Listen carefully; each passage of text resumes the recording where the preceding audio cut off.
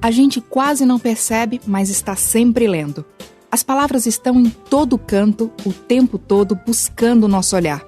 E a nossa mente confere um significado a tudo o que lemos. Às vezes nos enxergamos numa frase ou num verso. Textos que transformam a página em um espelho que revela o que há de mais verdadeiro em nós mesmos.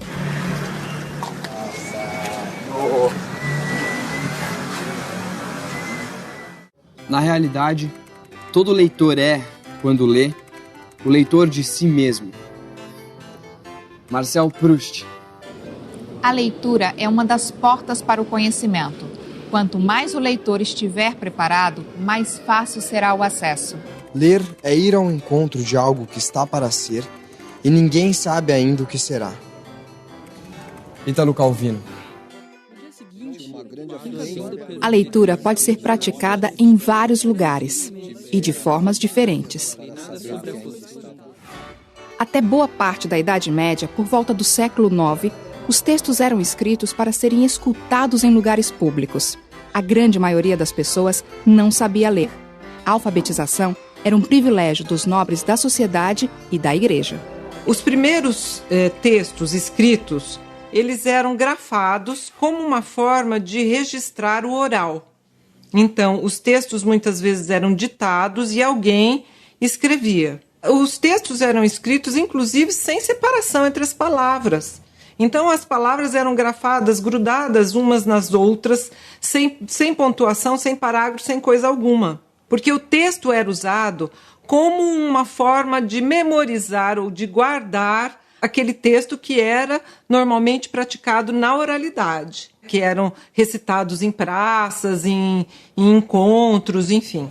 A forma silenciosa de leitura surgiu apenas no século IX, quando alguns grupos religiosos começaram a exigir o silêncio durante o trabalho no scriptorium dos conventos. Scriptorium era o complemento da biblioteca no mosteiro, onde os monges se dedicavam a copiar os livros. Eles viam na leitura uma forma de chegar a Deus. Então era um respeito, eles viam a palavra como a palavra divina, né? Então eles vão fazer da palavra, da leitura, silenciosa, porque era uma forma de se concentrar e de estar mais próximo de Deus. O Santo Agostinho tem um texto que relata que foi nesse século que ele foi visitar o Santo Ambrósio. Ele ficou assustado porque ele viu o Santo Ambrósio lendo silenciosamente, ele lia só com os olhos. E isto assustou, porque não era comum naquela época.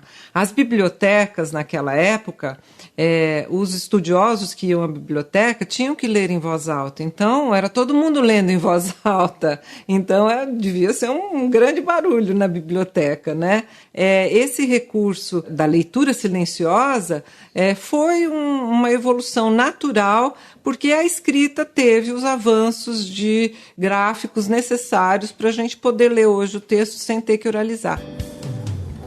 Com a leitura silenciosa, o leitor passa a ter uma ligação mais próxima com o livro. Pode reler uma frase que não tenha entendido ou alguma parte mais intrigante e interessante. Pode, inclusive, interromper a leitura para refletir, o que nem sempre é feito quando lemos em voz alta para outras pessoas. Quando a pessoa vai fazer uma leitura, né, ela vai articular uma série de conhecimentos. Então, não só o conhecimento da palavra, mas o próprio conhecimento de mundo, né, as ideologias que ela tem. Ela vai entrar em contato com mundos diferentes. Primeira etapa pode ser a leitura silenciosa. Por quê? Porque é o primeiro contato que nós vamos ter com o texto. Por exemplo, os clássicos, quando vai ler Guimarães Rosa, por exemplo, a construção do sentido, a apreensão da leitura, ela é muito mais significativa quando você faz em voz alta do que quando você faz essa leitura silenciosa. Na verdade, é modelo que uma escola burguesa colocou, influenciada pela igreja, né, e que predomina hoje no modelo que a gente tem de escola, que isso tem sido trabalhado e rompido. Por que você lê? Eu leio porque para adquirir mais conhecimento e que eu gosto de ler sobre a história do Brasil. Além de ser necessário, eu acho que é o melhor exercício intelectual que alguém pode ter é a leitura. A leitura, ela te mostra a vida, de modo geral, em todas as áreas, em todos os segmentos. Eu leio porque eu acho que é uma maneira de encontrar nos livros aquilo que eu não vivo. Porque enriquece a vida. É para passar o tempo também. Quando você lê, você consegue imaginar vários mundos e, ao mesmo tempo, conhecer. Eu acho isso lindo. A leitura, ela abre horizontes para o indivíduo, no sentido de que ela possibilita que ele pense em temas que às vezes ele nunca pensou, ou que ele aprofunde um conhecimento que ele já tinha, mas que ele não tinha naquela proporção, ou que até que ele imagine, passe um tempo imaginando uma história de vidas de outras pessoas que não existem ou existem, mas que ele não conhece pessoalmente. A gente gosta de ler textos em que a gente se reconheça, em que a gente reconheça o mundo em que a gente vive, os conhecimentos que a gente tem. Na verdade, a gente lê para reconhecer. Aí, aparece uma coisa muito nova e eu não me vejo naquilo, eu não me reconheço, eu me fecho. Então, se eu quero aprender, eu tenho que mudar essa postura, eu tenho que me abrir e falar, bom, vamos fazer assim, eu vou experimentar. O ato de ler envolve o conhecimento e as experiências que acumulamos ao longo da vida. É um encontro do nosso arquivo pessoal com as ideias contidas no livro. A leitura nos mostra, por exemplo, o quanto um homem pode manter a sua humanidade, mesmo quando transforma-o num inseto. Quando certa manhã Gregor Samsa acordou de sonhos intranquilos, encontrou-se em sua cama metamorfoseado num inseto monstruoso. Por meio da leitura, é possível conhecer a dor de um cão e nos comover mais do que se fosse a dor de um ser humano.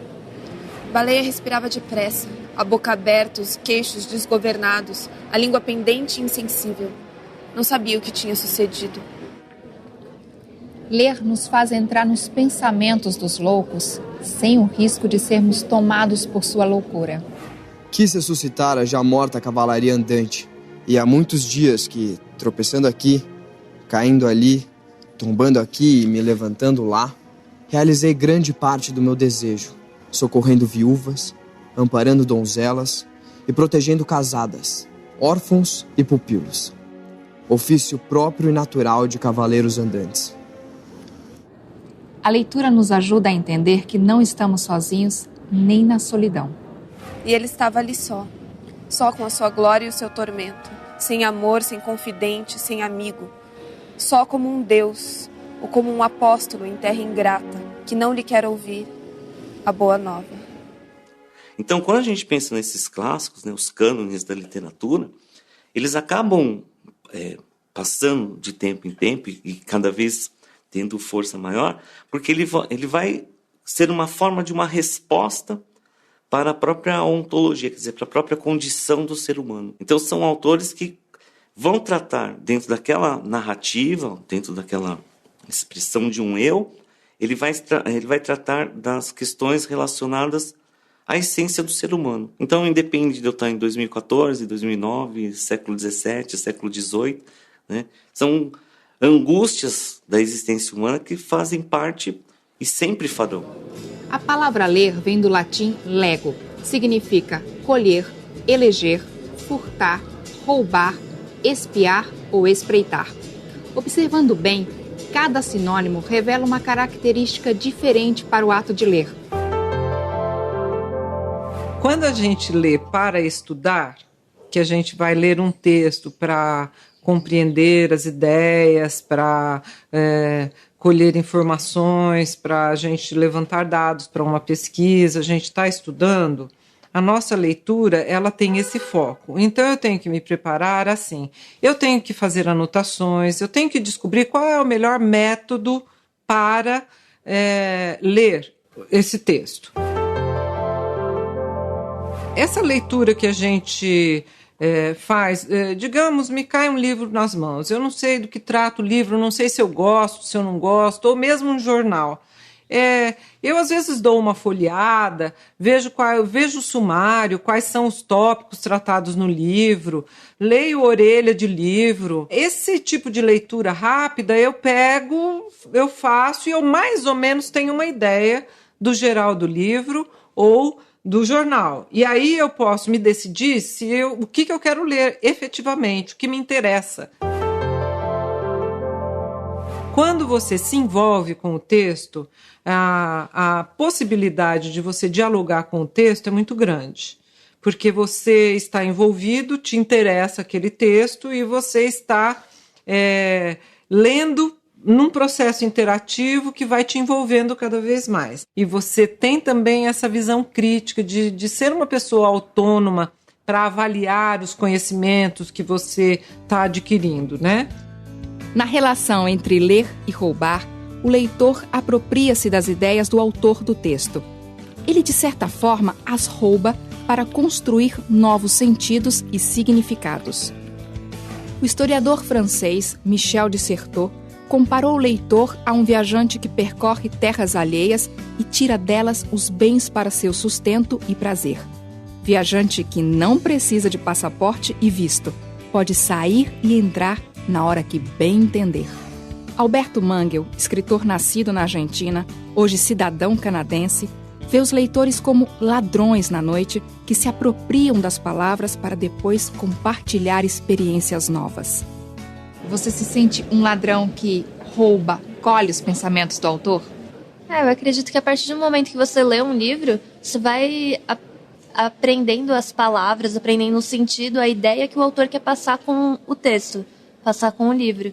E a partir dessas ideias você acaba trazendo isso para sua própria vida, para o seu cotidiano. Há um tempo atrás, a gente adotou um cachorro de rua lá em casa e ele se tornou um transtorno lá em casa. E minha mãe um dia resolveu colocá-lo na rua, que não aguentava mais, que ele estava destruindo tudo. E aí eu usei uma frase do Pequeno Príncipe que diz que você se torna eternamente responsável por aquilo que cativa. E aí isso fez ela repensar e o cachorro está lá em casa até hoje com a gente. Ela não colocou ele de volta na rua. Uma obra, quando ela é publicada, a gente diz que ela saiu das mãos do autor, ela tem uma vida própria. Os signos, as palavras, o modo como o texto está arranjado podem sugerir muitos sentidos diferentes de acordo com o leitor. Então o leitor, ele não vai só decodificar o texto, né? Ele vai construir o sentido para o texto. A gente às vezes diz que assim, a leitura é aquele texto que a gente escreve na cabeça enquanto lê. Não há mais um autor, mas existem autores, coautores, que vão construindo sentido para esse texto. Nós lemos para compreender quem somos e onde estamos. O que vale não é a quantidade de palavras que entram pelos olhos, mas a mudança que elas provocam no nosso olhar. As palavras sempre vão contar algo de novo sobre nós mesmos.